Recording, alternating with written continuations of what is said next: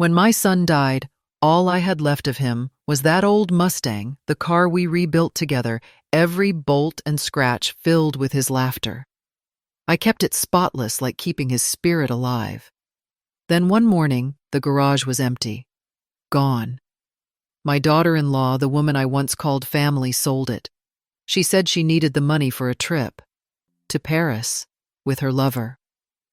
For a moment, I couldn't even breathe. How do you fight someone who's already taken everything? But then, the phone rang. "Ma'am," the dealer said, his voice uneasy.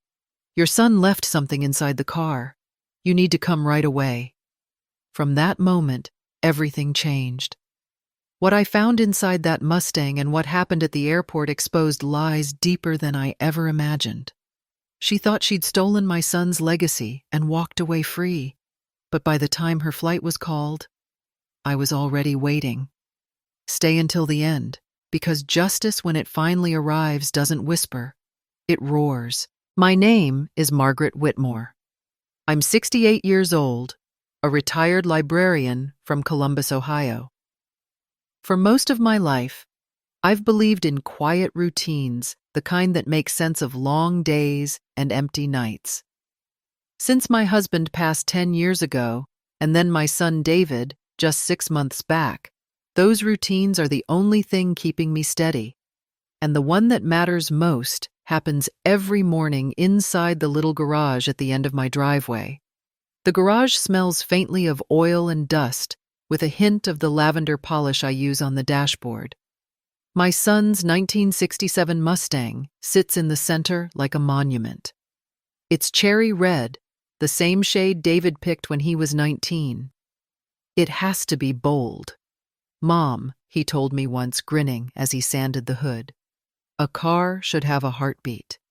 I didn't know then that the car would outlive him, that I'd still be standing here cloth in hand, wiping away fingerprints that aren't his anymore. I start with the hood moving in slow, even circles. The rag glides over the smooth surface, and for a moment, I can almost hear his laughter echoing off the walls. I close my eyes and see him 10 years old, wearing his father's old baseball cap, backward smudges of grease across his cheeks. "Tighten that, Mom," he'd say, handing me a wrench that was too heavy for my wrist. I never knew much about cars, but he was patient. Every Saturday for years, we worked on that Mustang together until the day it finally roared to life. It wasn't just a car, then. It was our story, written in metal and oil and time. After David's accident, the police returned his things in a single cardboard box. His wallet, his watch, a bent pair of sunglasses. I remember staring at the car parked in the garage, spotless, waiting for him like a loyal friend. They said it was a single vehicle crash, that his brakes failed. No foul play, just bad luck. I didn't believe it, not really, but I was too broken to argue. The funeral came and went in a blur. People said all the right things. He was so kind. He lived a good life. He's in a better place. None of it helped. The only place I could still feel him was right here in this garage. So I made it my morning ritual. Coffee first, black and bitter. Then I'd slip into my worn work gloves, turn on the old radio, and spend an hour with the car. I talked to David. Sometimes told him about the weather, the neighbor's dog, whatever came to mind. Maybe it was foolish, but in those quiet moments, it felt like he was still listening. I could almost see him leaning against the doorway, smirking, teasing me for over-polishing his favorite ride. Lena, my daughter-in-law, didn't understand. She'd visit once or twice a week, all perfume and impatience, standing at the door like the garage was a place she couldn't breathe in. "You can't keep living in the past, Margaret," she said, once her voice sharp but tired. "He's gone." I bit my tongue because grief makes people say cruel things, and because arguing with her felt useless. She'd married David young, and though they'd grown apart over the years, she still wore his last name like a brand she couldn't wait to shed. But that car, she never cared for it. Called it a money pit, said it smelled like old men and gasoline. I didn't mind her words. I'd learned long ago that love isn't something you can explain to someone who's never built anything with their own hands. That night, I stayed in the garage longer than usual. The autumn air was crisp and the wind rattled the trees outside. I leaned against the car's hood and traced the small dent on the fender, the one David refused to fix. "Battle scars, Mom," he said. "They make it real."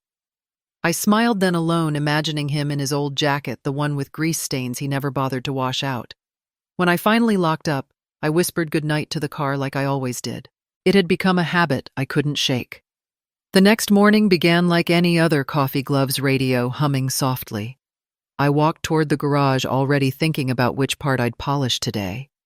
But as soon as I reached the door, I froze. The lock was hanging loose. A thin slice of cold air brushed my face. My heart began to pound. I pushed the door open. The fluorescent light flickered weakly, illuminating a space that looked larger than it ever had before. The floor was clean, too clean, empty from corner to corner. The shelves still held the same tools, the same rags, the same bottle of wax sitting half full. But the Mustang, David's Mustang, was gone. For a long second, I couldn't breathe. I stood there, my hand still gripping the doorframe. My mind refused to catch up with my eyes. I looked again, as if the car might reappear if I just stared hard enough.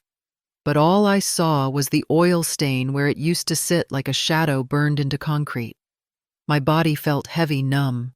I stepped forward, the sound of my shoes echoing in the hollow space.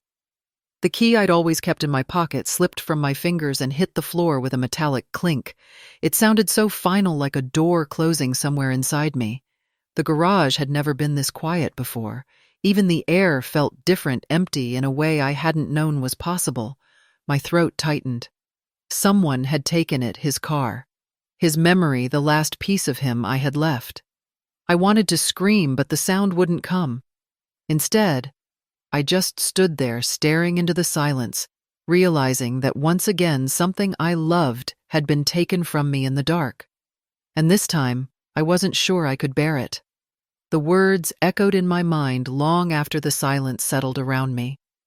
For a while, I just stood there in that hollow garage, staring at the oil stain on the floor, like it might somehow give me answers. Then something inside me snapped into motion. My hands started trembling, but my body moved on its own. I tore through the garage, looking under tarps behind shelves, as if the car could be hiding somewhere I hadn't noticed before. I opened the side door to the yard, then the gate, scanning the empty driveway. Gone. Completely gone. My breath came fast and uneven. I could feel my pulse pounding in my neck. David's car, the only thing I had left of him, was gone. I stumbled back inside, grabbed the phone, and pulled up the security camera app. My fingers fumbled over the screen. There it was, a blurry image from 2:47 a.m. The garage light flicked on. A tall figure entered. It wasn't a stranger. It was Lena, my daughter-in-law, my own family. She walked straight to the car, keys in hand, no hesitation. She backed it out, carefully closed the door, and disappeared down the driveway. That was it. No struggle, no theft, just a clean, practiced betrayal. I felt my knees weaken. I sank onto the couch, staring at the screen until it dimmed. The shock was too large to fit in my chest. It was something heavier, colder. I called her. Once. Twice. No answer. On the third try, she picked up. "Lena!" I said, my voice breaking. "Where is the car?" A pause. Then her tone flat, detached, almost bored. "I sold it, Margaret." The words hit harder than I expected. "You... what?" "I sold it. I needed the money. I'm going to Paris." For a second, I couldn't speak. The only sound in the house was the hum of the refrigerator. I finally managed. "That car was David's. Our car. You had no right. He's gone, Margaret." Her voice was steady, too steady. I can't live in a shrine forever. You should move on too. I gripped the phone tighter. You don't get to decide that you don't get to erase him because it makes you uncomfortable. She sighed, exasperated. You think I'm erasing him? I'm trying to live Margaret. I'm 33. I can't spend the rest of my life polishing ghosts in that garage. The sound that came out of me wasn't even a word. It was something between a sob and a gasp. You had no right to touch that car. It wasn't yours to sell.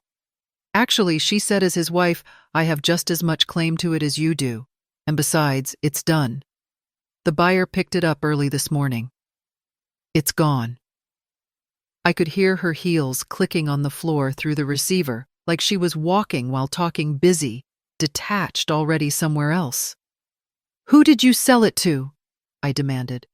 That's none of your business. My voice trembled. Lena, you're going to Paris with another man, aren't you? With the money from that car from my son's soul? For the first time, her tone cracked slightly. Don't start, Margaret. You wouldn't understand. I understand plenty, I said quietly. I understand that you didn't even wait 6 months before throwing away what was left of him. There was a long pause. Then she said, cool again. David and I were over long before the accident.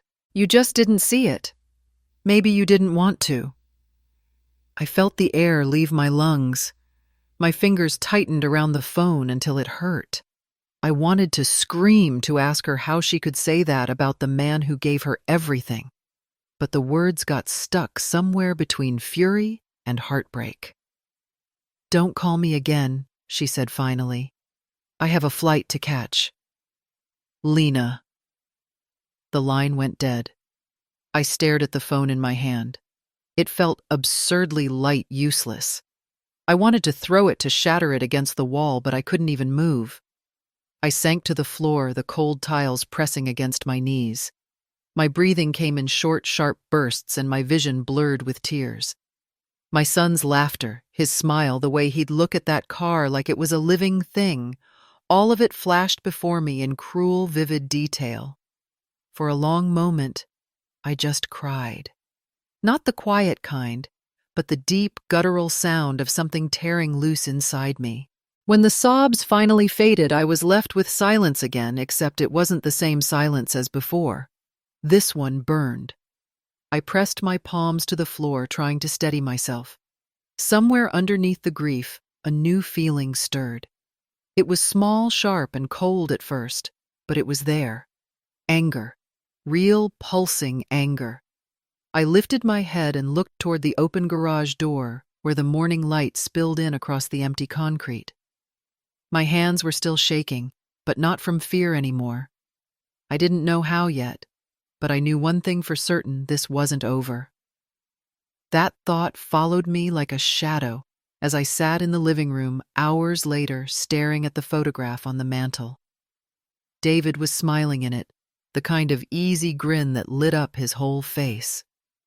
He'd been holding a wrench in one hand, a smear of grease on his jaw, the Mustang gleaming behind him in the background. I traced his outline with my fingertips. The room was quiet, except for the ticking of the old wall clock. I'd stopped crying hours ago, but my eyes still stung. The anger had burned down to embers, now replaced by a hollow ache I didn't know how to fill. I don't remember how long I sat there before the phone rang. The sound startled me, sharp, unfamiliar in the silence. The screen showed an unknown number. For a second, I thought it might be Lena calling back, ready to twist the knife a little deeper. I almost didn't answer. But something, maybe that stubborn part of me that refused to quit, made me pick it up. Mrs. Whitmore, a man's voice asked, careful, steady. Yes, my name's Harold Howard. I'm the owner of Howard's Classic Auto on Maple Road. I'm calling because, well, I bought your son's Mustang today. My stomach tightened. You? What I believe your daughter-in-law was the one who sold it. Lena Whitmore. The sound of her name made my skin prickle. That's right, I said slowly, gripping the phone. She sold it without my permission. That car wasn't hers to sell. I understand, ma'am, he said, his tone respectful but uneasy. That's not why I'm calling. I was preparing it for detailing this evening, and I found something inside. Something your son must have hidden very carefully. My heart skipped. Hidden? What do you mean? There was a pause on the line, and when he spoke again, his voice had lowered as if he didn't want anyone else to hear. I can't explain over the phone, Mrs. Whitmore. It's personal. You need to see this yourself. Can you come now? I hesitated. The clock read 7:18. The sky outside had turned a heavy gray, the kind that promised rain. I swallowed hard. Is it about my son? Yes, he said quietly. I believe it is. When the call ended, I just sat there for a moment staring at the phone in my hand. My pulse was thudding in my ears. David had hidden something inside the car. He was always careful, meticulous, but secretive. No, that wasn't like him. And yet the man's voice. There had been something genuine in it. I grabbed my coat and keys before I could talk myself out of it. The moment I stepped outside, the wind hit me full in the face, carrying the first drops of rain. It was cold enough to sting. The drive to Maple Road wasn't long, but every red light felt endless. My thoughts ran wild. What could he have left behind? Maybe an old photo, a note, something he meant for me to find. Or maybe it was nothing. Maybe the man was mistaken. Still, I couldn't shake the feeling that this was the reason I'd felt that flicker of anger earlier, that there was something I hadn't known, something David had tried to tell me in his own quiet way. As I turned onto the old industrial street, the rain grew heavier. My wipers struggled to keep up. The glow from the dealership's neon sign cut through the downpour, Howard's classic auto since 1983. I pulled into the lot, headlights sweeping across a row of cars gleaming under the security lights. I parked near the front office, but I didn't get out right away. My hands were trembling again, just like they had that morning in the garage. I gripped the steering wheel and took a deep breath. I didn't know what waited for me inside, but something told me this moment mattered. I could feel it deep in my chest, that quiet electric hum that comes before a storm. Finally, I stepped out into the rain. The wind whipped my coat against my legs as I crossed the slick pavement. The dealership windows glowed with warm yellow light, and through the glass, I could see a man in a mechanic's jacket wiping his hands on a rag. He looked up when I entered, tall, gray-haired, polite, in a way men used to be. Mrs. Whitmore, he said, extending a hand. I'm Harold Howard. Thank you for coming. I nodded, brushing rain from my sleeve. You said you found something. He glanced toward the back of the showroom. Yes, ma'am. It's in the car. I thought it best not to touch it until you saw it yourself. He led me across the quiet room, the air thick with the scent of polish and gasoline. My shoes squeaked on the floor. At the far end, in a dimly lit corner, was the familiar curve of cherry red paint, David's Mustang. My breath caught in my throat. There it was, looking just as it had in my garage, though the shadows made it seem older, somehow lonelier. The rain outside drummed harder against the roof, and a flash of lightning briefly lit the windows. I stood there, unable to move, my heart pounding in my chest. Whatever had brought me here tonight, whatever my son had hidden inside that car, I was about to find out. Mr. Howard stood beside me, his hand resting lightly on the roof of the Mustang. The rain had eased outside, but the sound of it still tapped faintly on the metal roof above us. The lights in the showroom buzzed quietly, casting a yellow glow that made the car's red paint look deeper, almost darker. I stepped closer, my reflection rippling across the hood like water. For a moment, I could almost see David beside me again, grinning, proud of the work we'd done together. The thought made my chest ache. Howard cleared his throat gently. I didn't want to disturb anything until you saw it yourself, he said. It's right under the driver's seat. He bent down, his movements slow and deliberate, and reached beneath the seat cushion. I heard a faint metallic scrape, then a soft click. When he pulled his hand back, he was holding a small metal box, plain silver, and no larger than a lunch tin. It had 2 strong magnets fixed to its side, the kind you'd use to hide something you never wanted to lose. My pulse quickened. David put that there, I asked. I'd say so, Howard murmured. It was sealed tight. Had to pry it loose. He handed it to me carefully, as though it were something fragile. The box was cold in my hands. I turned it over, noticing faint fingerprints smudged on the lid, maybe his. My heart ached at the thought. I lifted the latch. Inside were 3 small photographs, a USB drive, and a sealed envelope. The scent of old paper and oil rose faintly when I opened it. The photos were of David, one of him as a boy sitting on the hood of the Mustang, another of him and his father in the early days of restoring it, and one taken not long before he died. His smile looked strained in that last one, the brightness in his eyes dulled by something I hadn't seen before. Regret. Fear I couldn't tell. My hands trembled as I picked up the envelope. My name was written on the front in his handwriting, steady, familiar, but faintly hurried. I slid a finger under the flap and unfolded the single sheet inside. To Mom it read, "If you're reading this, something happened to me. Everything I own goes to you, not Lena. Check the USB. The truth is there." For a long moment, I couldn't breathe. I read it again, slower this time, tracing each word with my fingertip. His handwriting was unmistakable. My throat tightened as tears blurred the ink. He'd written this for me.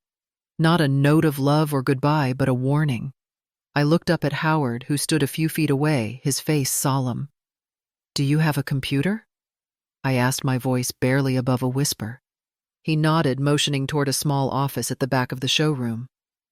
I followed him, clutching the envelope to my chest. The office smelled faintly of coffee and car polish. Howard sat down at his desk and plugged the USB into a laptop. The screen flickered once, then a single file appeared, no name, just a date. 3 weeks before David died. "Do you want to press play?" Howard asked. I nodded. The video opened in a dimly lit living room, David's living room.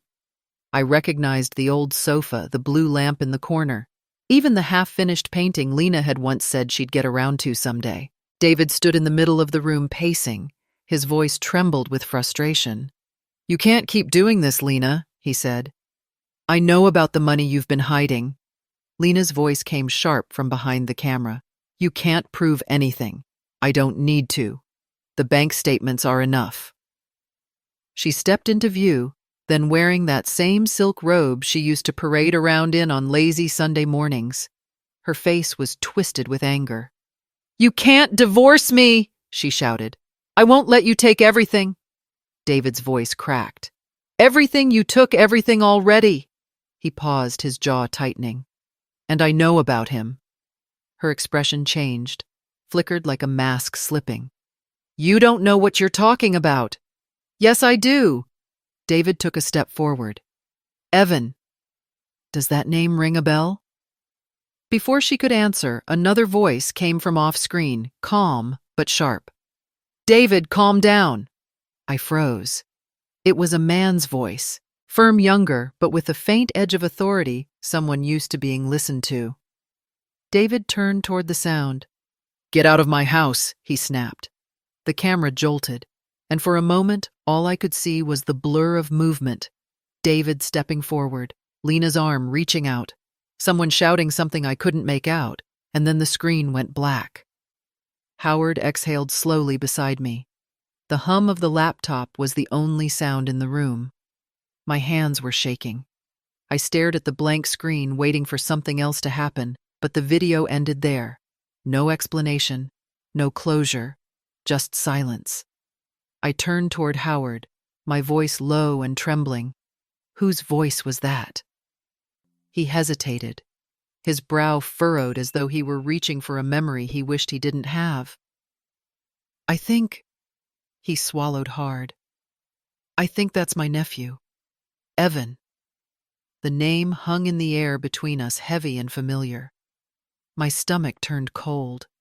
I didn't say anything at first because I couldn't. All I could think about was David's face in that video, the fear in his eyes when he said the name. Evan. The same name that had come from Lena's lips more than once at family dinners, just casually, as if it meant nothing. I looked down at the letter again, the ink smudged now from my tears. My son had tried to warn me. He had hidden the truth in the one place she'd never think to look, in the car that held his life's work, the car she despised. And now I knew why. The grief that had dulled me for months began to twist into something else, something sharper. My hands clenched around the paper. David had left me the truth, and I was going to find out just how deep it went. Mr. Howard stood across from me, his hands braced on the edge of his desk. The laptop screen had gone dark, but the air in the room still carried the tension of what we'd just seen. My heart hadn't stopped pounding since the video ended. I kept hearing that voice, the calm male voice telling David to calm down. It had sounded too casual, too familiar, as if the man wasn't surprised to be there at all. I turned toward Howard. You said that was your nephew. He nodded slowly, his expression tight. Evan Howard. He's a business consultant, works with companies that need help reorganizing finances or restructuring after mergers. I stared at him. And he just happened to know my daughter-in-law? Howard sighed, rubbing a hand over his chin. He introduced her to me, actually, about a week ago. Said she was a client selling her husband's car. I didn't ask questions. I've known Evan all his life. I trusted him. A cold weight settled in my stomach. Did your nephew know my son? Howard hesitated. His eyes flicked toward the dark window, then back to me. They met a few times, he said carefully. Evan consulted briefly for your son's company last year.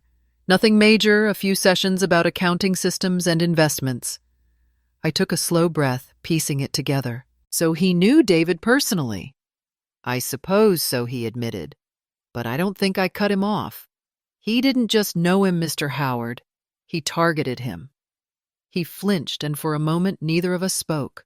The faint hum of the rain against the window filled the silence. I could see guilt written across his face. He was a man torn between family loyalty and the truth sitting right in front of him. Mrs. Whitmore, he said softly, if my nephew's involved in something bad, I'll help you. I promise. I didn't realize there was more to this. I wouldn't have touched that car if I'd known. I believed him, at least partly. There was sincerity in his eyes, the kind of discomfort that comes from seeing a line you didn't know you'd crossed. I turned the laptop back toward me. Let's watch it again, I said. He hesitated. Are you sure? Yes. We replayed the video in silence. I forced myself to study it, every glance, every flicker of movement. I watched Lena's posture, the way she turned slightly away from the camera when she spoke, as if she were hiding something off screen. And David, my David, his frustration looked like it had built up over weeks, maybe months. This wasn't a sudden argument. It was the end of a long fight. Pause it, I said when the camera caught a reflection in the mirror behind them. Howard froze the frame. The reflection was faint, but I could see a man standing behind Lena, tall arms crossed, watching. That's him, Howard said quietly. That's Evan. I stared at the blurred outline. She wasn't scared of him being there. She was comfortable. She wanted him there. Howard nodded grimly. Looks that way. I swallowed hard. Then she wasn't just cheating. They were planning something. It all began to align in my head: the missing car, the hurried sale, the arrogance in Lena's voice when she'd told me to move on. She hadn't been grieving. She'd been cleaning up. Howard leaned back, his voice low. If what you're saying is true, this is bigger than a bad marriage. It's murder, I said quietly, surprising myself with how steady my voice sounded. She knew what happened to him. He didn't respond.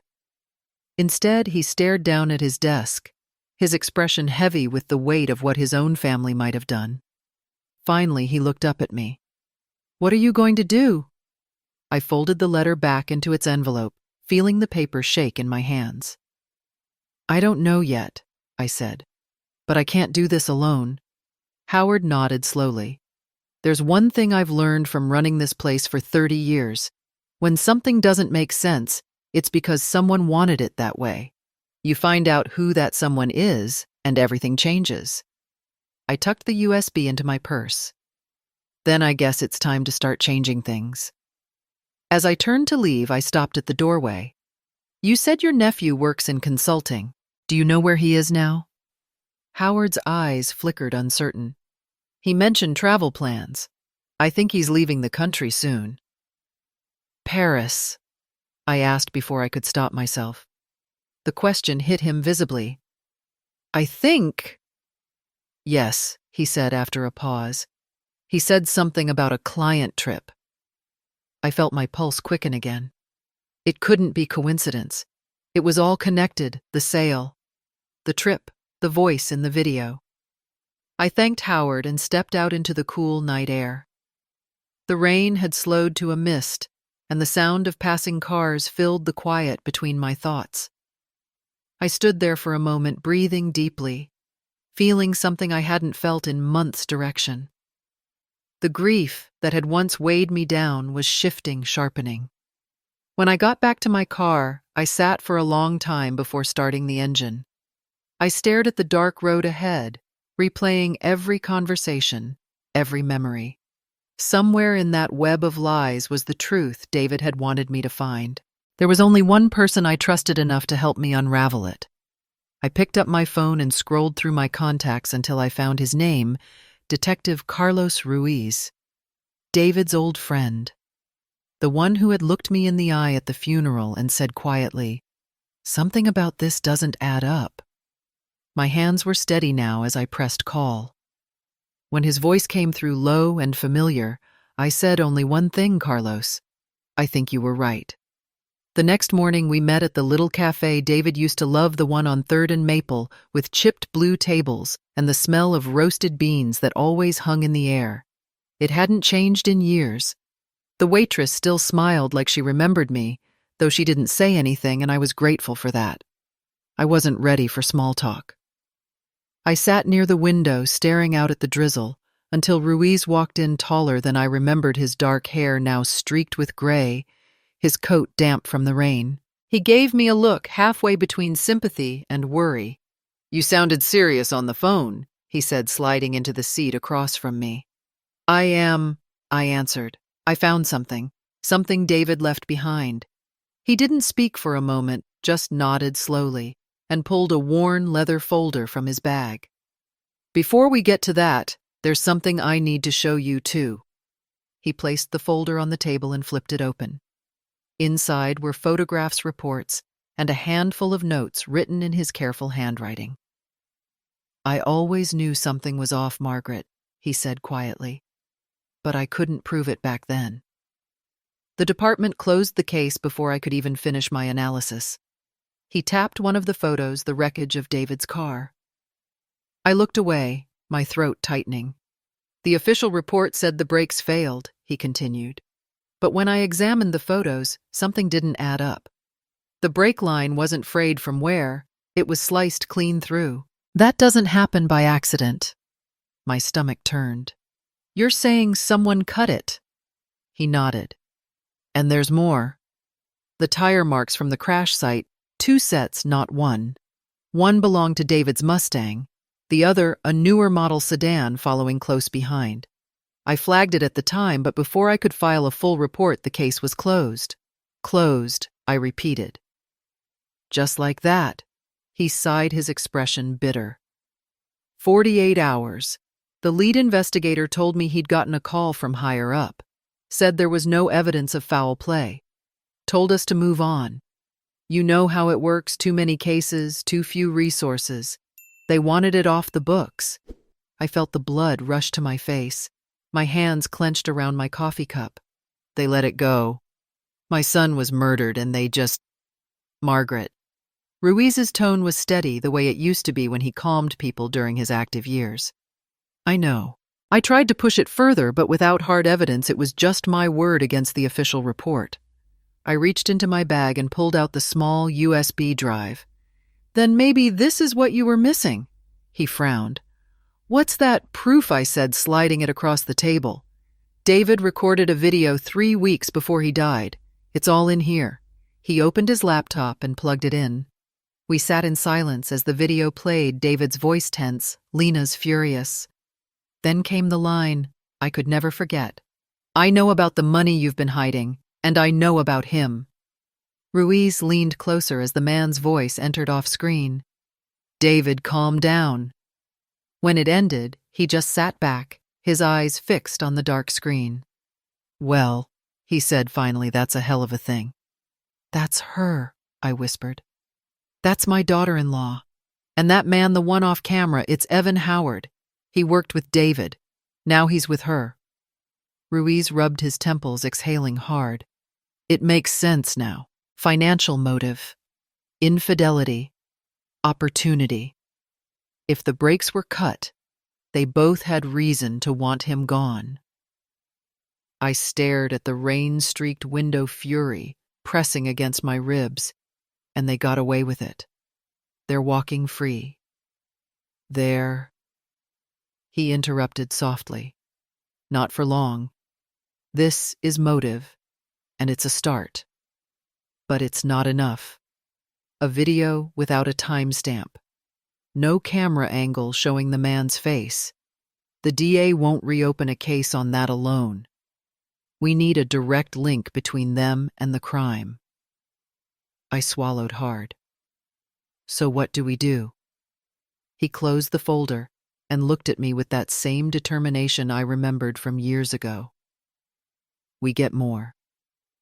The will you found that gives you legal standing as next of kin. If we can show they were trying to profit off the sale, or that they're fleeing the country, that's grounds for an emergency investigation. I thought of Lena's words. I'm going to Paris. The bitterness in her tone. The way she'd smiled when she said it. Ruiz must have seen my face change. What is it? She's leaving, I said. Tomorrow night. With him. He leaned forward, eyes sharp now. Paris. I nodded. Ruiz pushed his chair back and stood, already pulling out his phone. If Lena and Evan plan this, they might run. Once they're gone, we lose them for good. He paused, his voice lowering. When's her flight? I could barely hear myself when I answered. 9 p.m., Ruiz gave a single grim nod. Then we've got 24 hours to make sure they never get on that plane. Those words followed me home like a drumbeat. 24 hours. A single day to undo 6 months of silence, to turn grief into justice. I sat in the dark living room, the only light coming from the lamp David had made me years ago out of an old car headlight.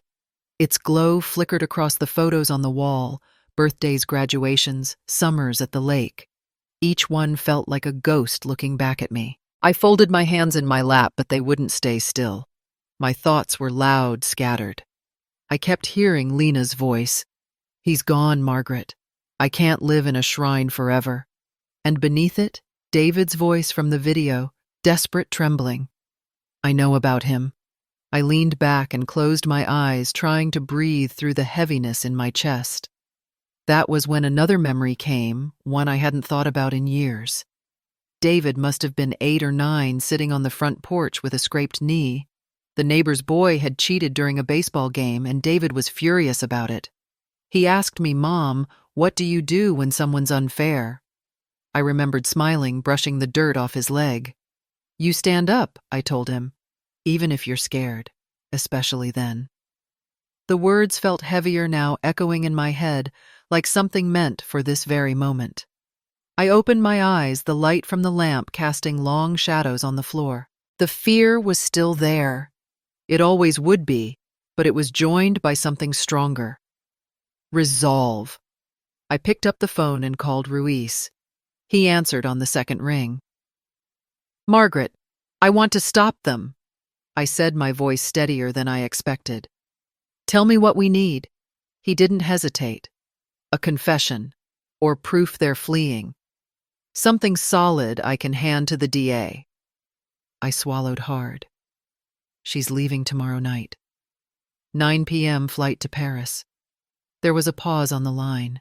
Then Ruiz said quietly, "Then we've got less than 24 hours.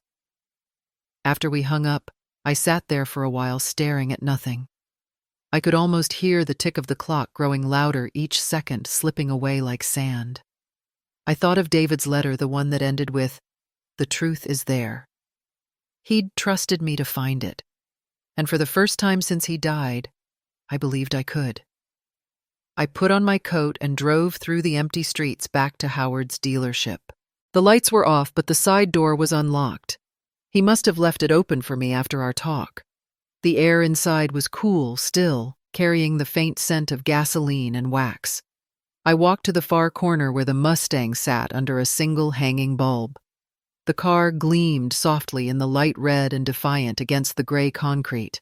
I ran my hand along the hood, tracing the same spot I used to polish every morning. "You should have had more time," I whispered. "You built something beautiful, and she took it from you." My voice broke. "But I'll finish what you started, son. I promise." I slid into the driver's seat, the leather creaking under me. The silence felt thick, almost reverent.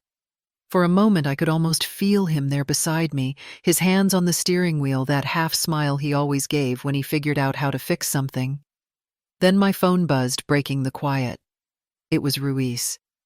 "I've reached a friend at the DA's office," he said. "He owes me a favor.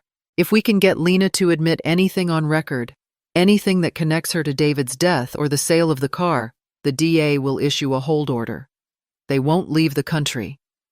I gripped the phone tighter. "You want me to talk to her? You're the only one she'll pick up for," he said. "She thinks you're broken. Play along. Make her feel safe. If she slips even a little, we'll have what we need." I glanced at the dashboard, the faint reflection of my face in the windshield. The woman staring back didn't look broken anymore. She looked tired, yes, but alive in a way she hadn't been for months. "All right," I said. "Let's end this." When I hung up, I stayed in the car a while longer, listening to the faint hum of the city outside. The fear hadn't disappeared, but it no longer owned me. David's words echoed again in my mind. Don't trust appearances. Maybe that was what he meant all along. The truth had been sitting in front of me, waiting for me to find it. Tomorrow I would call her, and by the time her flight was scheduled to take off, she would finally learn that I wasn't the quiet, grieving mother she thought I was. The next morning I woke before sunrise. The house was still and gray, the kind of stillness that presses on your chest until you move. I made a pot of coffee, though I barely touched it. Every sound felt amplified, the creak of the chair, the tick of the clock, the wind outside brushing against the windows. By 8, Ruiz arrived, shaking the rain from his coat, a file tucked under his arm, and a grim sort of determination in his eyes. We sat at my kitchen table, the same one where David used to do his homework when he was a boy. It was strange how ordinary things could hold so much weight. Ruiz spread his notes out between us and took out a small black recorder. "All right," he said. "Here's how this works. We need her to talk on tape. About the car, the money, and David. If she says anything that connects those three things, I can take it to the DA. They'll move fast." I nodded, my hands folded tightly in my lap.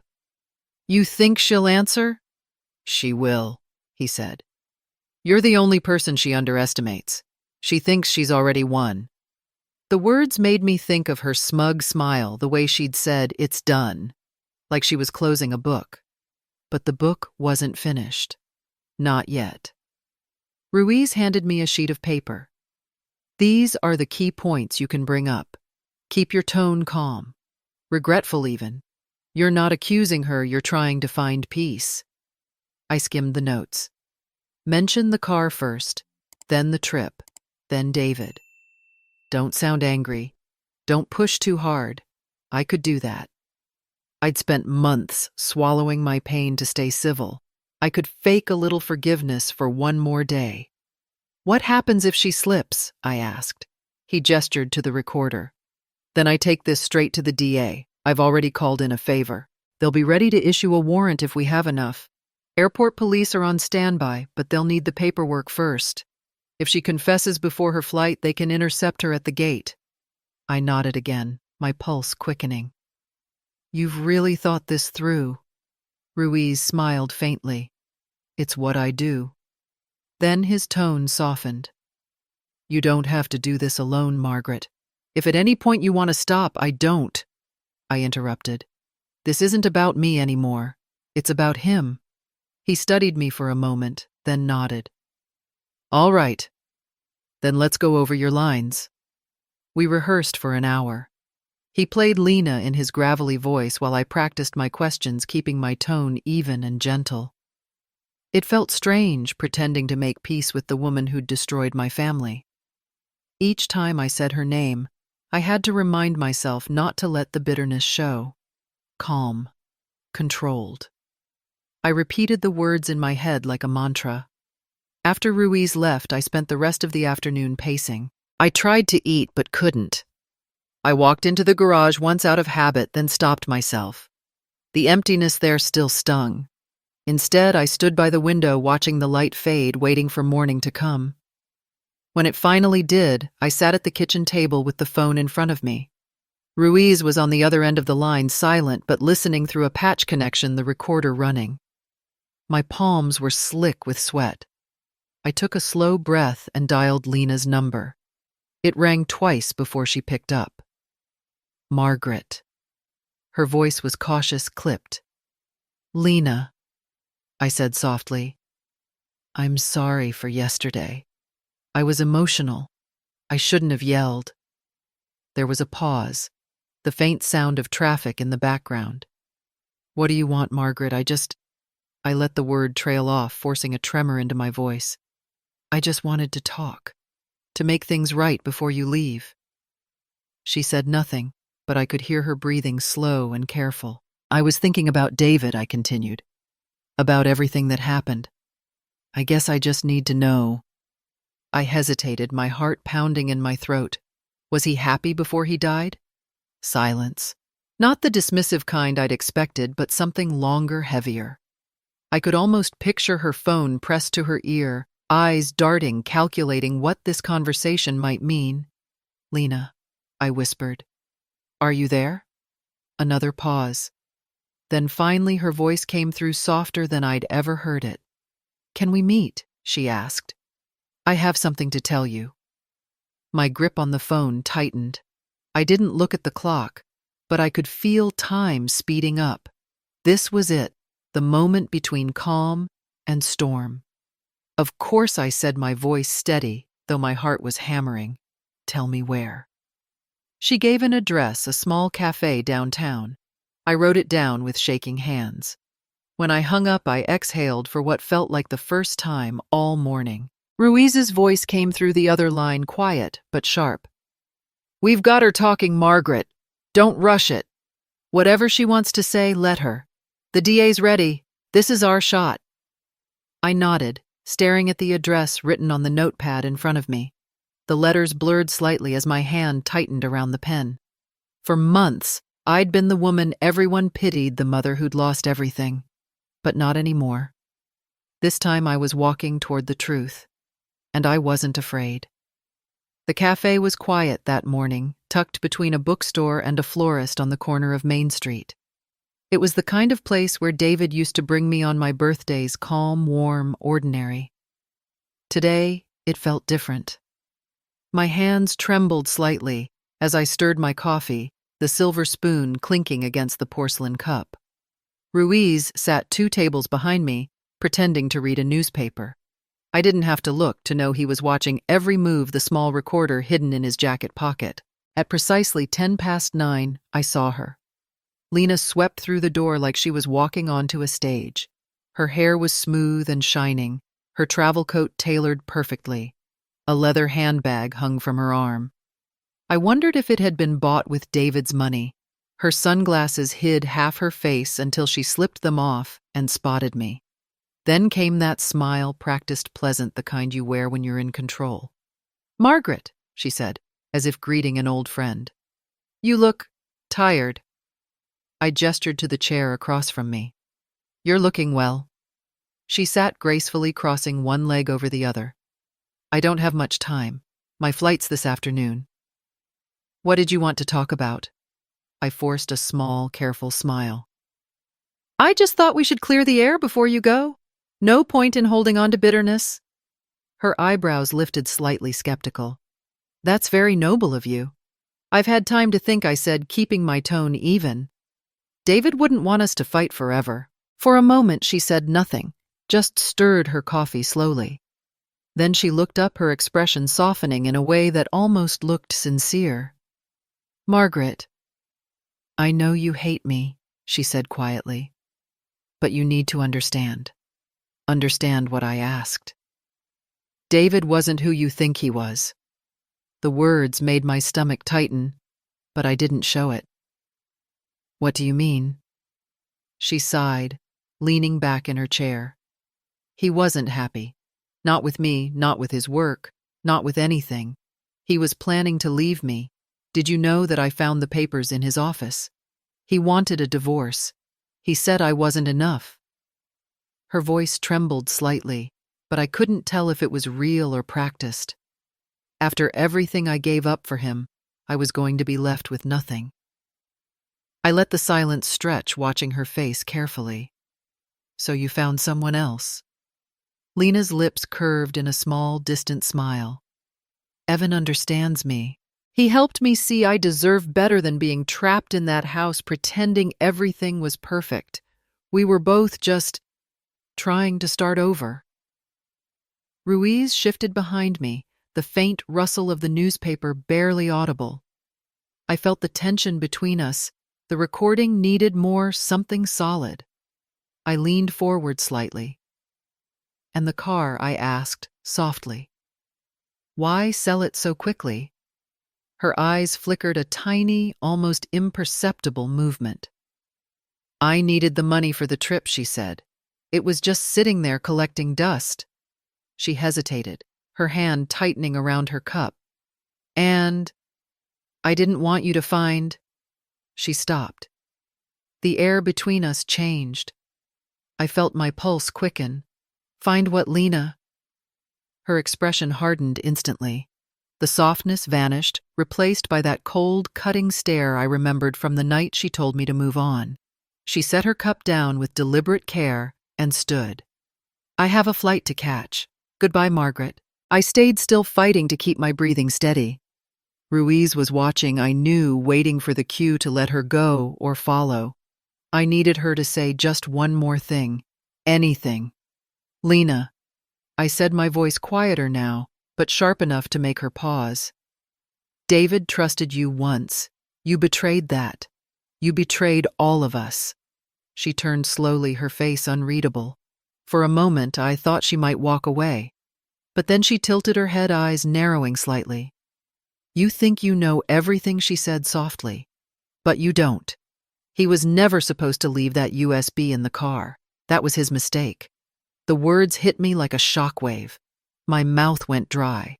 Before I could respond, she slipped her sunglasses back on, turned, and walked out the door, her heels clicking across the tile. I sat there, frozen, the noise of the cafe fading into a dull hum. The recorder had caught it all, her words, her slip. Ruiz approached slowly, his hand steady on my shoulder. "We got it," he murmured. "That's enough." But I barely heard him. My eyes were still on the door she'd walked through, my heartbeat thundering in my ears. I should have felt relief, triumph even. Instead, I felt something deeper, fury. Fury that she could sit there lying so easily, twisting David's memory to fit her story. I looked down at the empty cup between my hands, the spoon resting in the cold coffee, and whispered under my breath, "No, Lena. The mistake was thinking you'd get away with it." When I looked up, Ruiz was already beside me, his face calm, but his eyes sharp with purpose. "We've got her," he said, his voice low. I reached into my purse and handed him the recorder. My hands were trembling, but my heart wasn't. For the first time since David died, I felt something solid under my feet, the truth. Ruiz listened to the playback, nodding slowly as Lena's words played again. He was never supposed to leave that USB in the car. When it ended, he shut the recorder off and looked at me. "That's it," he said firmly. She admitted knowing about the USB. That means she knew what David was documenting. That's enough to move. We left the cafe and drove straight to the district attorney's office downtown. The city lights were just starting to blink on, casting gold streaks across the wet streets. Ruiz's phone buzzed constantly as he coordinated with people I didn't know, but I heard enough to understand this was happening now. No more waiting. No more wondering. Inside the DA's office, the air smelled faintly of coffee and paperwork. A woman in a navy suit led us into a small conference room where District Attorney Moore, a broad-shouldered man with kind eyes, waited with a legal pad in front of him. Ruiz laid everything on the table: the USB, the will, the old police report, and the recording. Moore listened carefully as Ruiz explained the timeline, occasionally glancing at me with quiet sympathy. When the video ended, he leaned back, exhaling through his nose. "This is enough for a warrant," he said finally. "But we move fast. If they board that plane, jurisdiction gets complicated." He picked up his phone, made 2 quick calls, and nodded at Ruiz. "You'll coordinate with airport police. I'll sign the warrant within the hour." It was already past 5:30 when we stepped outside. The sky had turned that bruised shade between dusk and night, heavy with low clouds. Ruiz walked briskly toward his car, talking into his radio. I followed silently, clutching David's will in my hands. The paper had begun to crease from how tightly I was holding it. At exactly 6 o'clock, my phone buzzed. Ruiz sent a short text. "Warrant signed. We're on." I stared at the words for a long moment before I typed back, "Where do we meet JFK?" "Terminal 4. They're flying Air France, 9 p.m. Departure." The drive to the airport felt endless. Ruiz stayed on the phone the whole time, giving orders, confirming details. "Let them check in," I heard him say. "Don't make a scene in the main hall. Wait until they clear security, we'll move at the gate." He hung up and looked at me. "It'll be clean, quiet, no spectacle." "Can I be there?" I asked, surprising even myself with how steady my voice sounded. He looked at me for a long moment. Then he nodded. "You deserve to see it." When we arrived, the airport buzzed with that strange mix of excitement and fatigue that only airports have. Families hugged, children laughed, wheels rolled across the polished floor. I followed Ruiz through the crowds, my heart hammering harder with every step. We found a quiet corner near the large glass windows overlooking the runways. Ruiz spoke briefly with 2 officers in plain clothes. They nodded and disappeared toward security. I stood by the window, staring out at the planes lined up against the dark horizon. Somewhere among those gates, Lena and Evan were preparing to vanish. I reached into my coat pocket and pulled out David's will, unfolding it just enough to see the first line again. To Mom. "If you're reading this, something happened to me." The ink had faded slightly, but the weight of those words hadn't. It was 8:15 when Ruiz touched my arm. "There," he said quietly. Across the terminal near the Air France check-in counter, I saw them. Lena was dressed impeccably, as always, her coat belted neatly, her hair smooth. Evan stood beside her, wheeling 2 sleek suitcases. They looked like any other couple heading off for a vacation. He said something that made her laugh, that same sharp, careless laugh I remembered from family dinners. I felt a flicker of disbelief that she could still laugh even now. Ruiz lifted his phone slightly, taking a discreet photo. That's them. Once they clear security, we'll have eyes on them until the gate. They don't know we're here. I watched as they handed their passports to the clerk, smiling unaware. The clerk scanned them, handed back their tickets, and they turned toward the security line. My heart pounded harder with each step they took.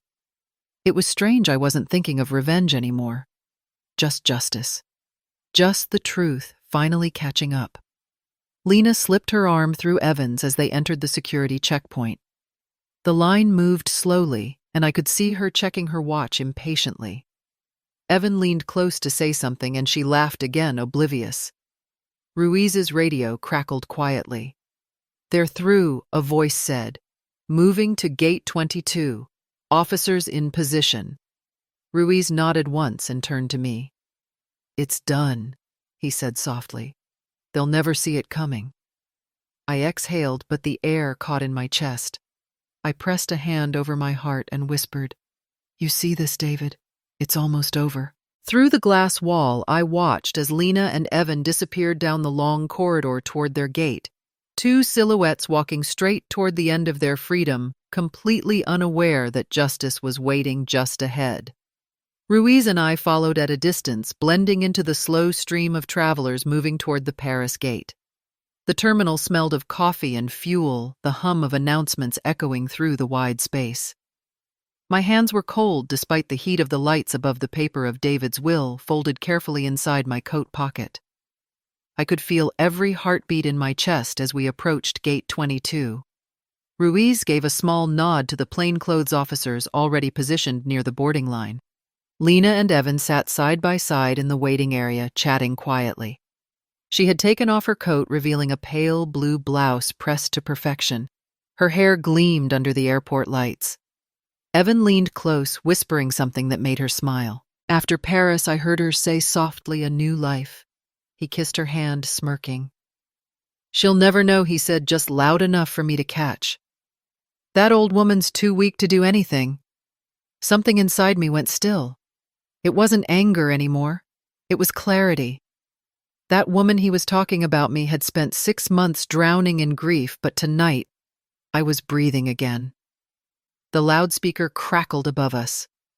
"Attention passengers, Flight 237 to Paris is now boarding at Gate 22.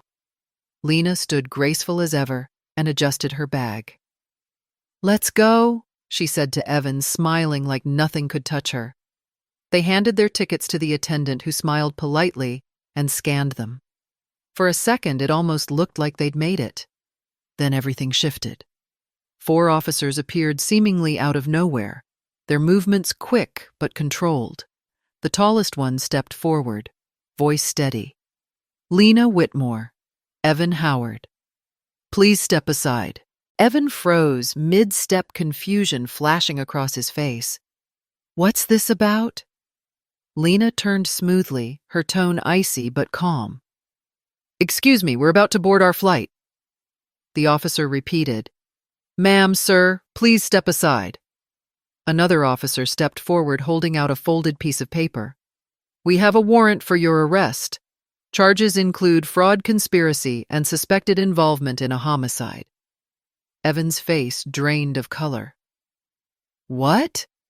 That's insane." He turned to Lena. "What's happening?" Lena's expression didn't change. Her voice came out even practiced. "There must be a mistake.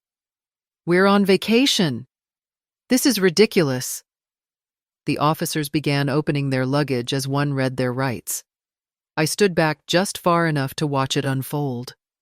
Ruiz stood beside me, arms crossed, his gaze steady but unflinching. When they unzipped Lena's suitcase, a hush seemed to fall over the small crowd forming nearby. Inside, wrapped carefully in clothing, was a thick stack of cash bundled hundreds, neat and organized. The officer counted quickly. $30,000.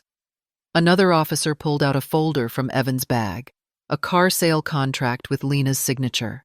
My breath caught. They had planned to erase everything to leave nothing behind.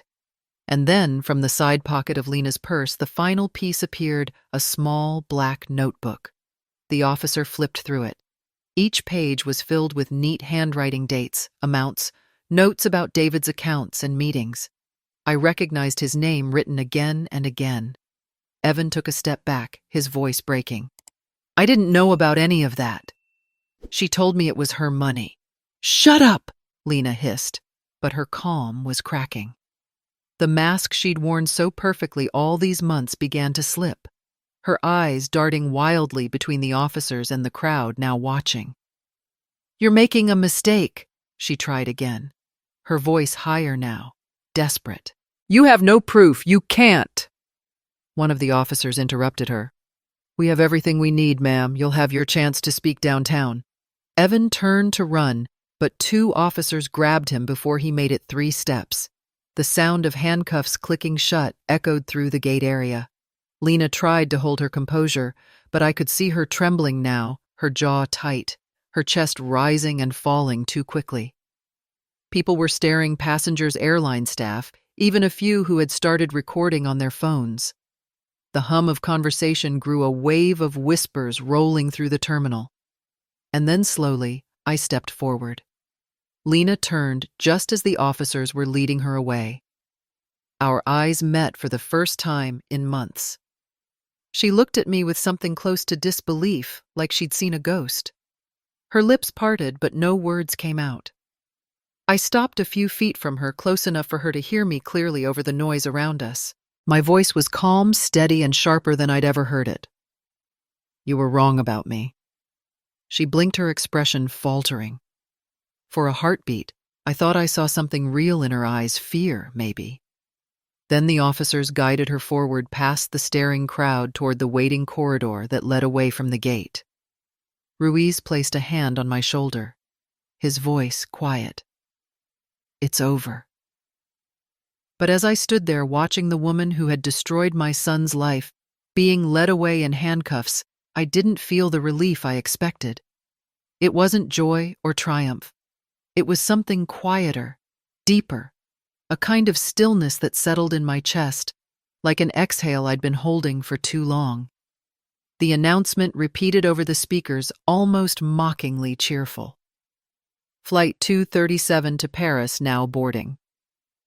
I looked toward the window where a plane was taxiing down the runway, lights glimmering against the glass, and for the first time in 6 months, I whispered a small prayer, not for her, not for Evan, but for David.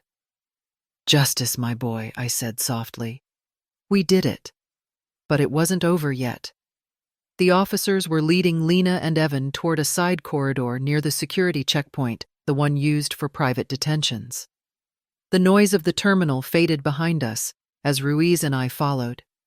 My footsteps echoed against the linoleum floor, steady but heavy every beat, carrying the weight of what was about to happen. Lena turned suddenly when she saw me approaching. Her face was pale, her lipstick smeared, the confidence she'd worn like armor now cracked and useless. How did you, she began, her voice breaking. I met her gaze, calm but unyielding. My son knew you'd betray him, I said quietly.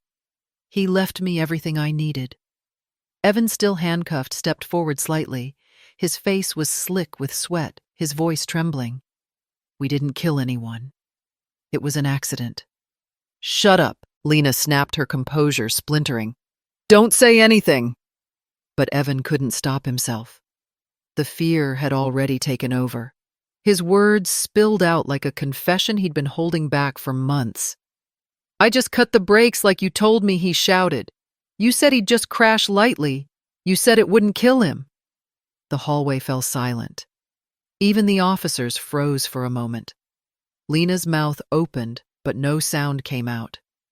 Her knees gave way and she sank to the floor, her head dropping into her hands. For the first time, she looked small, not polished, not powerful, but utterly broken. I stood over her for a moment, watching as the woman who'd destroyed my son's life finally came undone. Then I lowered myself to my knees so I could look her in the eye. "You took my son," I said softly, but every word carried the force of years of grief. "You sold his dream. You tried to fly away and forget him." She looked up, her mascara running in dark streaks down her cheeks. I didn't see defiance anymore, just guilt and something close to terror. "But he didn't forget," I continued. "And neither did I." Lena shook her head, her voice barely a whisper. "I loved him once," she said. "I didn't mean for it to go that far." "Don't," I said sharply. "Don't lie to me now. You wanted the money. You wanted to start over. You thought no one would ever find out." Her shoulders trembled. The sound that came out of her was part sob, part gasp. "He was going to leave me," she cried. "He was going to ruin me. I didn't have anything." I leaned closer, my voice low. "He wanted to protect himself from you." And he was right. Evan was still shouting in the background, trying to pull away from the officers. "She told me it would just scare him," she said. "Enough!" One of the officers barked, tightening his grip on Evan's arm. The young man's voice cracked into incoherence as they pulled him back. Lena covered her face with her hands and began to sob, real ragged sobs that shook her whole body. The sound echoed down the corridor, raw and ugly. I watched her for a long time, and to my own surprise, I didn't feel hate anymore. There was no room left for it. What I felt was finality. The story was ending exactly where it needed to. Ruiz stepped closer, his expression grim but satisfied. He nodded toward the officers. "Take them both in," he said quietly. As they lifted Lena from the floor, her hands bound in silver cuffs, she glanced at me one last time. "You'll never know the whole truth," she whispered. I met her gaze steadily. "I know enough," I said.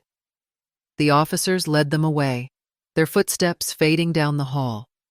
I stood there breathing deeply, my palms pressed together in front of me, as if in silent prayer. Ruiz stayed beside me, his presence solid grounding. After a moment, one of the officers returned, holding a small evidence bag. "Detective Ruiz," he said, "you'll want to see this. We found the brake fluid container in Evan's garage. It's still got residue from the same compound used in the accident." Ruiz exhaled slowly, a grim smile tugging at the corner of his mouth. "We got them," he said. I nodded, my throat tight. The air in the hallway felt cleaner, somehow lighter. For months I'd been walking through a fog of loss and anger, unable to see anything beyond David's absence. Now at last the fog had lifted. I looked down at my hands, the same hands that had once bandaged David's scraped knees, baked his birthday cakes, polished his car beside him. They were trembling slightly, but it wasn't from fear. It was release. As Ruiz called the DA to confirm the arrests, I turned back toward the glass doors leading to the terminal. Beyond them, planes were taking off into the night, their lights blinking like stars against the black sky. I stood there for a long time, watching one rise higher and higher until it disappeared completely. For the first time, the thought of flight didn't fill me with grief. It felt like freedom. 3 months later, I sat in the courtroom where it would all finally end. The air was thick with that strange hush that comes before a verdict, the kind that makes every breath sound louder than it should. I sat in the second row, hands folded neatly in my lap, David's watch wrapped around my wrist like armor. Ruiz sat beside me, a silent pillar of strength, while the district attorney prepared his final notes at the front of the room. Across from us, Lena sat at the defense table, her hair pulled back tightly, her face pale and empty. Evan sat beside her, hunched and shaking. They didn't look at each other. The trial had stretched over 2 long weeks. I had watched the evidence play out again and again, every word, every image burned into the walls of that courtroom. The USB video was played first. The jury watched as David stood in his living room arguing with Lena. His voice trembled but stayed calm, while hers rose and cracked, desperate, furious. When Evan's voice echoed faintly from behind the camera, Several jurors turned to look at him, their faces tightening. Then came the audio recording, the one Ruiz had captured at the cafe. Hearing it played in that sterile room sent chills down my spine. Lena's calm, cold voice saying he was never supposed to leave that USB in the car. You could almost feel the shift in the air after that, the collective understanding that this had never been an accident. When the prosecutor displayed Lena's notebook, the tension deepened. Every entry was meticulous amounts, accounts, dates. It wasn't just greed. It was planning. Intent. Finally, the officer who found the brake cutter in Evan's garage took the stand. He explained how it matched the residue from David's car. That was when Evan broke. He asked to testify in exchange for leniency. He sat trembling, his hands clasped tightly together as he spoke. She said he'd just crash lightly. He told the court, his voice raw. She said it would scare him that he'd come back to her. I didn't mean to kill anyone. His words hung heavy in the air. No one spoke. Then the prosecutor asked, "What did she promise you?" Evan hesitated, glancing at Lena before answering. Half of the insurance. $500,000. Lena didn't look up. She didn't speak. For the rest of the trial, she remained motionless, staring at her folded hands, as her lawyer tried to paint her as desperate, misunderstood, trapped. But the jury had seen enough. When the verdict came, the courtroom fell into a silence so deep I could hear my own heartbeat. The foreman stood holding the paper that would close this chapter forever. We, the jury, find the defendant Lena Whitmore guilty of manslaughter in the first degree and fraud. We recommend a sentence of 25 years. A murmur spread through the room, then hushed again as the next line came.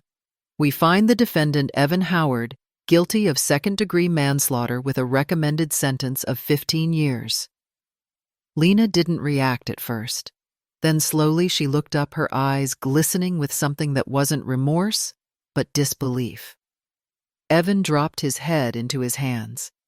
The gavel struck once, and just like that, it was done. Outside the courthouse, the sunlight was soft and golden, the kind that blurs the edges of everything it touches.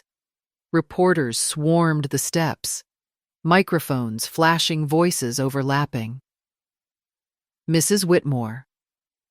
"How do you feel about the verdict?" one of them called out.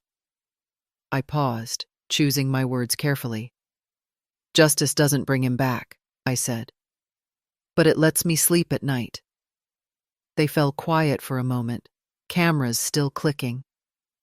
Then Ruiz appeared beside me, his hand briefly touching my arm before he went to speak with the DA. I turned toward the parking lot away from the noise, and that's when I saw Mr. Howard standing near the curb, his hat in his hands. He looked smaller, somehow, humbled. I wanted to say, "I'm sorry," he said quietly as I approached. If I hadn't bought that car, if I'd known what my nephew was involved in, I stopped him with a gentle shake of my head. "You did the right thing, in the end, Mr. Howard. You called me. You gave me the chance to find the truth. That's what matters now." He nodded, his eyes wet, and I could see the relief in his face. We said goodbye, and I walked to the car waiting for me at the far end of the lot. The Mustang had been returned a week before. Ruiz had helped arrange it, making sure the title was restored in my name. It gleamed under the fading light, freshly polished, the deep red paint glowing like fire in the sunset. I slid into the driver's seat, the leather cool beneath my hands. For a moment, I just sat there, breathing in the familiar scent of oil and metal, the faint trace of the cologne David used to wear. The keys jingled softly as I turned the ignition. The engine came to life with a low, steady growl, and a tear slipped down my cheek, not from sadness this time, but from something gentler. As I pulled out of the lot, the courthouse shrinking in the rearview mirror, I felt the evening air sweep through the open window. The city lights shimmered ahead, and the sky burned orange over the horizon. The road stretched before me, wide and quiet. And for the first time in a long time, I wasn't driving toward the past. I was driving home. By the time I pulled into the driveway, the last streaks of sunset had faded into a soft blue haze. The house looked still almost reverent, the porch light casting a warm glow on the steps. I turned off the engine and sat for a while listening to the cooling tick of the Mustang's hood. The air smelled faintly of rain and autumn leaves. I could have gone inside, but something held me there. Maybe it was the hum of the car beneath me, the sense that David was still here, lingering somehow. After a few minutes, I opened the door and walked around to the back. The trunk latch felt familiar under my fingers, its metal cool against my skin. When I lifted it, a soft creak broke the silence. Inside, everything was spotless, just as I'd kept it since the car was returned. But tucked in the corner near the lining, I saw something I hadn't noticed before, a small envelope sealed and slightly yellowed at the edges. I picked it up carefully. My breath caught when I saw the handwriting. I would have known it anywhere. David's letters always leaned a little to the right, the loops of his D's tall and strong. Across the front in that unmistakable scrawl were the words, "For Mom. If you're reading this, you won."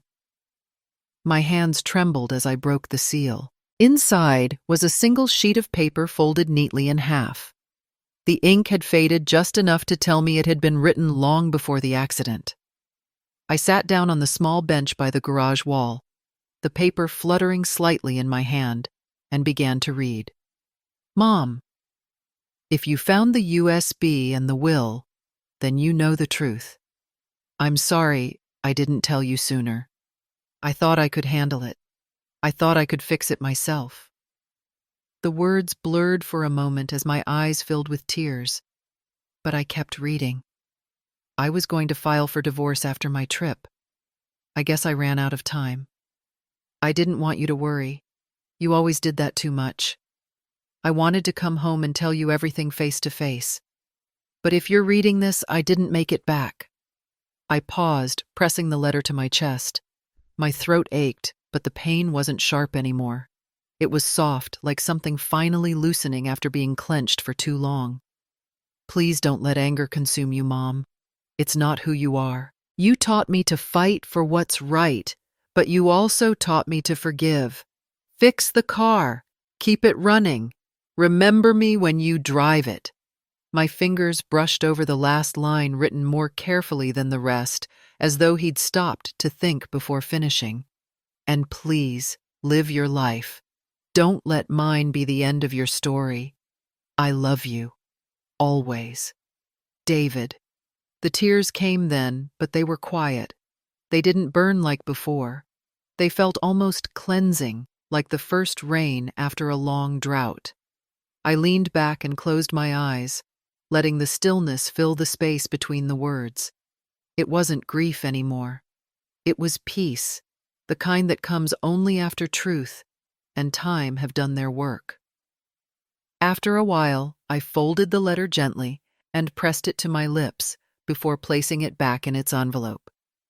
I carried it inside the house, through the hall that still smelled faintly of old pine and lavender, and into the living room, where my keepsake box sat on the shelf. Inside that box were bits of a lifetime: David's childhood drawing of a red car, a birthday card he'd made when he was 10, a photo of the two of us standing beside the half-restored Mustang, his arms slung around my shoulders.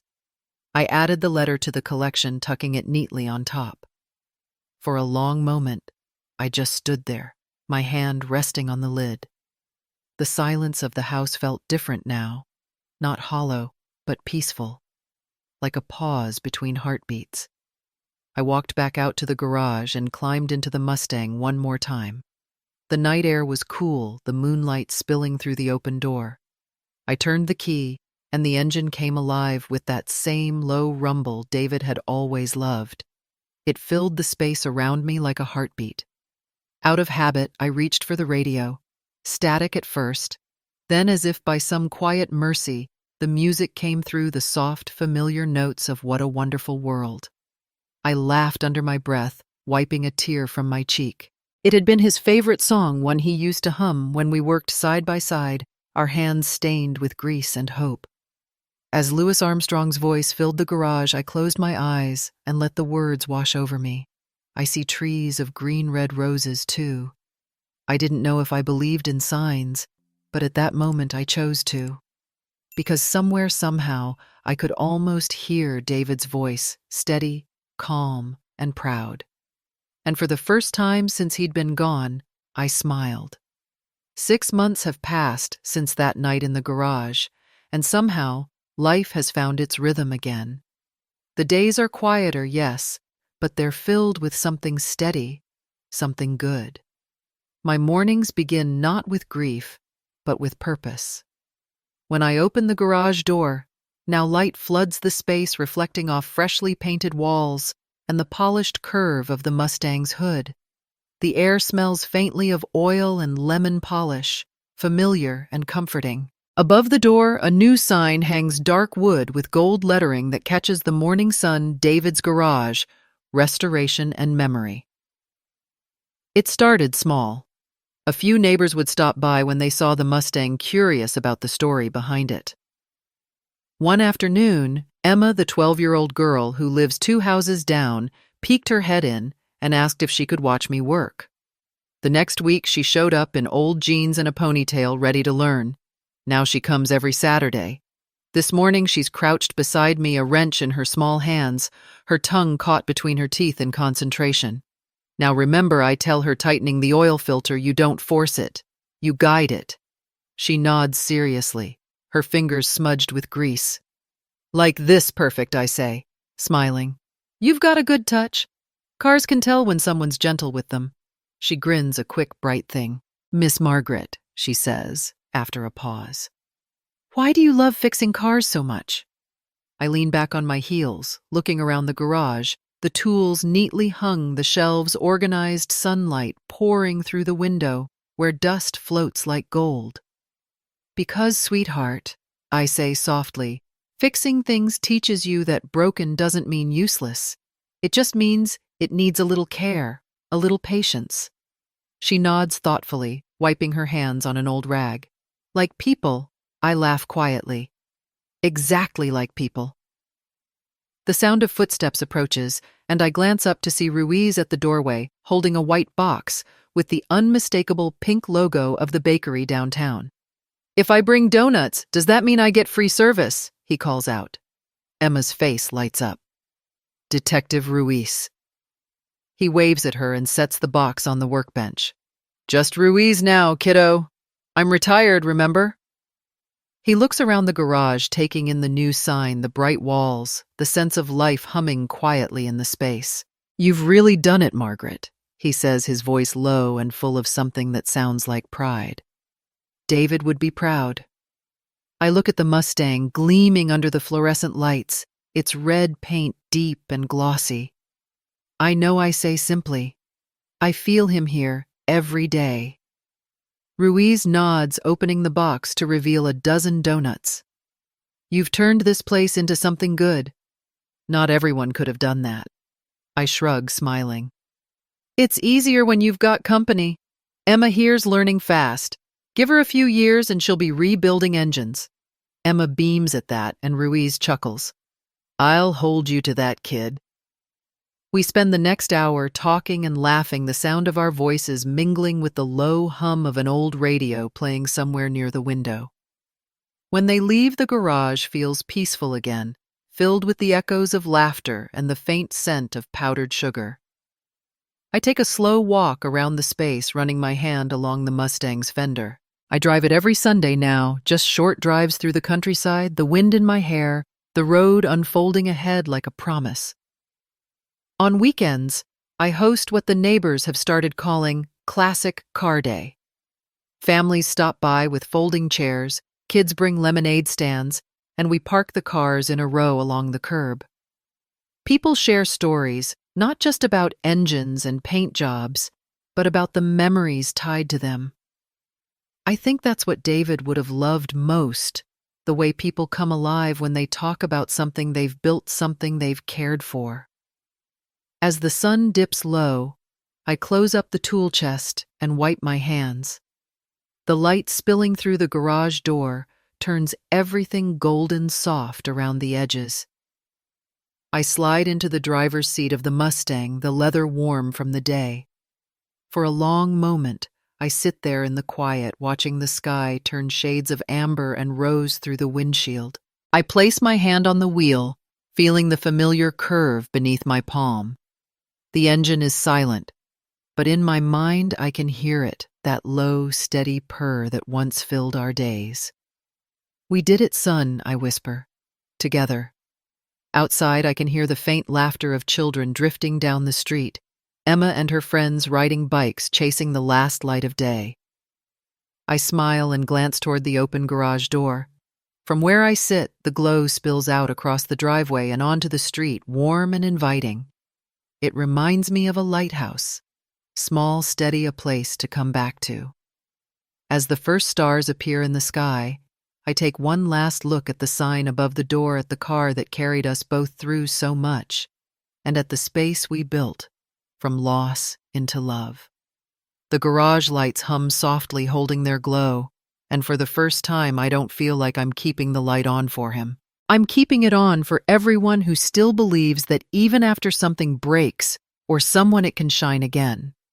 And that's how it ends, the story of a mother, a son, and a car that became more than just a machine. It became a bridge between what was lost and what could still be rebuilt. From grief to justice, from silence to laughter, Margaret found her way back to life, one turn of the wrench at a time. If this story touched you, if it made you think about love loss or the quiet strength it takes to start over, I'd love to hear what it meant to you. Tell me in the comments what part moved you the most. Would you have done what Margaret did? Every story like this finds new life in your thoughts, your reflections, and your voices.